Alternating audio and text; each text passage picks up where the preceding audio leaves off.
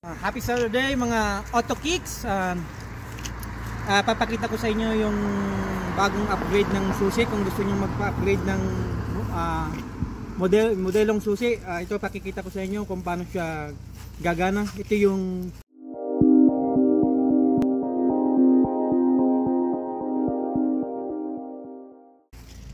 dati kong lumang susi. Ngayon ito na siya ngayon, upgraded. Pan siya, touchscreen siya. Pwede siyang may, kung sasakyan nyo may auto start, ayan meron. Tapos yung model ng car, pwede kayo mamili ng model ng car. And then yung background, pwede nyo palitan ng background. Ito sisimulan natin natin kung paano gagana yung susi. Mga ka-Auto Kicks, ito na.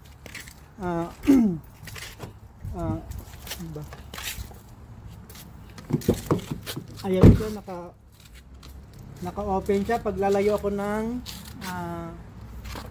siguro mga ilang metro. Adjustable eh. Adjustable siya. Mag-automatic lock. Ayan, nag-automatic lock siya. Pag lalapit ako, mag-auto unlock siya. Yan. Ito. Ayan na. Kaya kung gusto niyo magpa-upgrade, mag-message lang kayo sa amin. Ito napaka-con niya. Meron pa rin siya yung dating susi, yung pwede mo siyang i-manual. Ito yung lock na manual. Ito yung unlock. Yun. Pwede siyang manual kung malobat yung screen nyo, yung touch screen. Pwede nyo siyang i-manual. And then ayan, may unlock, lock, may trunk. Kung sasakyan nyo naman auto start, pwede rin siya rito i-start. Ayan, try natin start. And then wait, hintayin natin, andar na siya. Ayan na, nag-auto start na siya. Tapos pwede rin natin siya na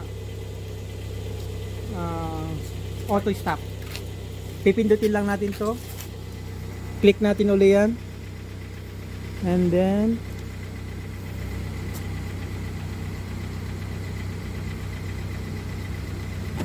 ayun, nag-automatic stop na po siya.